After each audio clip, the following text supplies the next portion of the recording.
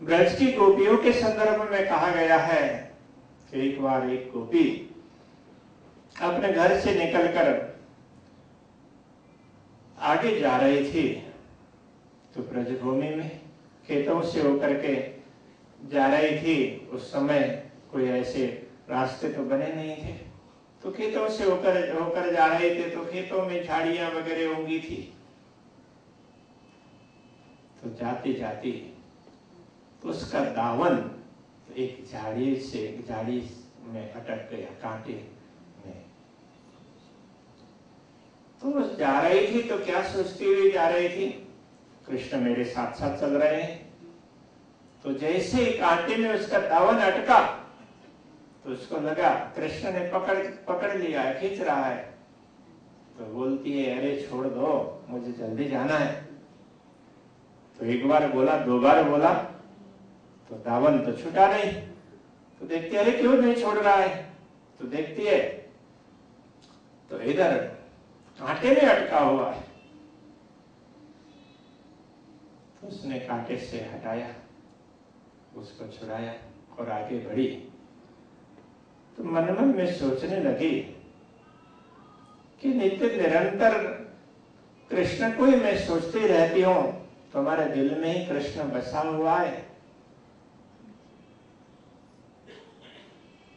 तो इस तरह से भूल हो जाती है। तो मैं कृष्ण को एक बार निकाल दूं, जब तक मैं दूसरा काम कर लूं तब तक कृष्ण को दिल से निकाल दो। तो आगे जाकर के रेती में बैठ गई और कहने लगी हे कृष्ण थोड़ी देर के लिए दिल से निकल, तो मैं मेरा काम कर लूं। नारद जी ये दृश्य दूर से देख रहे थे, तो उन्होंने सोचा कि अरे बड़ी बड़ी ऋषि महर्षि योगी जन हजारों वर्षों की साधना करते हैं, और जिस परमात्मा को एक बार दिल में बैठाना चाहते हैं, और ये भोली गोपी तो उसको अपने दिल से निकाल रही है। तो आप देखिए, तो यह गोपी की महिमा बताई जा रही है या गोपी का अपकर्ष? तो ये गोपी की महिमा बताई जा रही है कि जो ऋषि महर्षि जन साधना करते हुए हजारों वर्षों तक योग साधना कर रहे हैं, तपश्चर्या कर रहे हैं, उनके मन में ये अभिलाषा होती है कि एक बार परमात्मा का स्वरूप हृदय में अंकित हो जाए तो हमारी सारी साधनाएं सफल हो गई। वास्तव में सारी साधनाओं का लक्ष्य ही परमात्मा की प्राप्ति है। भौतिक सिद्धियां तो बीच में अड़चन के रूप में आ जाती है। परमात्मा परीक्षा करते हैं तो भौतिक सिद्धियां दे देते हैं, और सामान्य साधक छोटी मोटी सिद्धियां प्राप्त हो गए उसी में भूल जाते हैं, और फिर साधना छूट जाती है, परमात्मा छूट जाते हैं, परमात्मा तक पहुंच ही नहीं पाते। इसलिए इन सारी साधनाओं से श्रेष्ठ परमात्मा का प्रेम माना गया। महामती श्री प्राणनाथ जी कहते हैं पंथ होवे कोटि कलप, प्रेम पहुंचावे मेने पलक। तो कितने ही पंथ हैं, तो इस संसार में कितने मार्ग है परमात्मा को पाने के लिए, किंतु इन सब मार्गों से आगे बढ़ते हुए जाएंगे तो मार्ग में विघ्न बाधाएं आती रहेंगी, आती रहेंगी, आती रहेंगी। उनको पार करके परमात्मा तक पहुंचना बड़ा कठिन होता है। कितने जन्म भी लग सकते हैं, कितने वर्ष भी लग सकते हैं, किंतु प्रेम पहुंचावे मेने पलक। जो हृदय में प्रेम प्रकट हो गया तो एक क्षण में परमात्मा तक पहुंचा देता है। तो गोपी के हृदय में प्रेम है और श्री कृष्ण हमेशा उसके हृदय में विराजमान होते हैं। वे अपने कृष्ण को किसी भी तरह से कह सकती है वो प्रेम में मस्त है, वो बुद्धि से काम नहीं कर रही है, तो हृदय से वो काम कर रही है। तो हृदय में कभी कपट नहीं होता है, हृदय में कपट का भाव ही नहीं होता है। जहाँ बुद्धि का चातुर्य होगा वहाँ कपट होगा। जो बुद्धि के स्तर से ऊपर उठ चुके होते हैं वो कुछ भी कहें, कुछ भी बोलें, तो उनकी बोली और उनका भाव अलग प्रकार का होता है, उनकी भाषा भी भिन्न हो जाती है। तो विरह की भाषा है, तो विरह में उपालंब भी होगा, तो विरह में विभिन्न प्रकार के भाव होंगे। तो सारे उपालंबों को यदि हम बुद्धि से विचार करके देखेंगे, अरे परमात्मा को ऐसा बोला जाता है, तो ऐसा हम कहने लग जाएंगे। वो बुद्धि विचार करेगी, क्योंकि बुद्धि का स्थान है वो अलग है, हृदय का स्थान होता है, उत्कृष्ट और श्रेष्ठ होता है। तो जो हृदय की दशा में पहुंच जाते हैं, तो उनकी बात नारद जी कर रहे हैं कि गोपी इतने मस्त हुई है, इतने पागल हुई है, वो कभी क्या बोलती है, कभी क्या बोलती है। तो यह गोपियों का भाव है, ये ब्रह्म आत्माओं का प्रेम का भाव है। इसके लिए ही नारद जी कहते हैं सातु अस्मिन परमः प्रेम रूपा, इस प्रेम से ही परमात्मा को पाया जा सकता है। महामती श्री प्राणनाथ जी तारतम सागर ग्रंथ में कहते हैं, उत्पन्न प्रेम पार ब्रह्म संग, वाको सुपन होए गयो संसार। जिनके हृदय में प्रेम प्रकट हो गया है, उनके लिए सारा संसार स्वप्नवत प्रतीत होने लग जाएगा।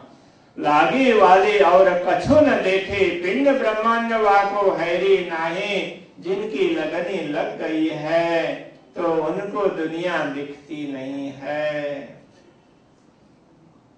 ओ खेले प्रेमे पार पियासों, देखन को तन सागर माही।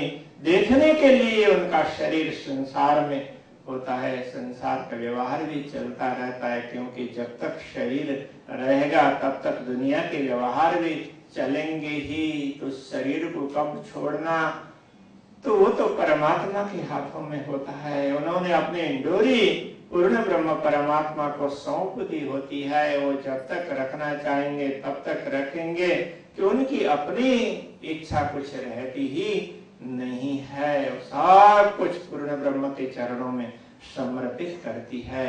तो इस प्रकार से पूर्ण ब्रह्म परमात्मा की पहचान करके परमात्मा को पाया जाता है। तो चतुर्थ अध्याय में ये प्रसंग समझाया कि तुम अपने परमात्मा को पहचान लो, अपने धनी को पहचान लो। पहचानोगे तो तुम उनको अपने हृदय में बैठा सकोगे। और इससे आगे उन्होंने जागृति की बात कही है, तो अपने बाद वाले प्रसंग में लेते हैं।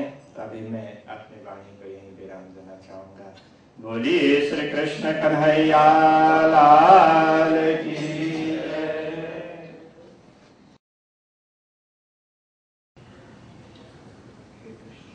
निजानंदाचार्य श्री देवचंद्र जी महाराज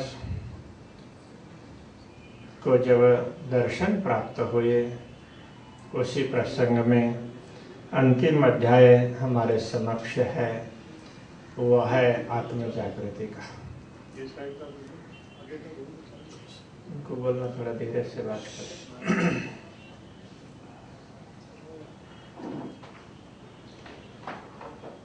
महामती श्री प्राणनाथ जी ने उल्लेख किया, तो जागत है कि नींद में करके देख विचार, विद सारी या की कहो इन जीमी के प्रकार।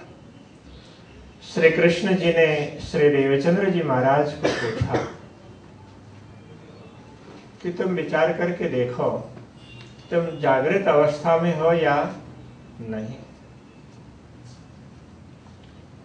आज हम सभी को ये विचार करके देखना आवश्यक है कि वास्तव में हम जागृत अवस्था में हैं या नहीं।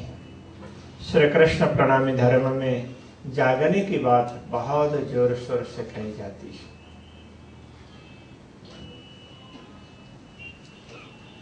अब जागो जगाओ जुगतसों, छोड़ो नींद विकार, पहचान कराओ पीयूषों, सुफल करो अवतार। महामती कहते हैं, हे सुंदर साथ जी, अब आप जागृत हो जाइए।